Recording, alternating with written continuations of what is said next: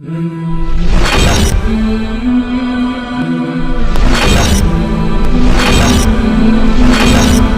الله الرحمن الرحيم.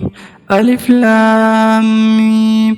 ذلك الكتاب لا ريب فيه هدى للمتقين الذين يؤمنون بالغيب ويقيمون الصلاة ومما رزقناهم ينفقون والذين يؤمنون بما أنزل إليك وما أنزل من قبلك وبالآخرة هم يوقنون أولئك على هدى من ربهم وأولئك هم المفلحون.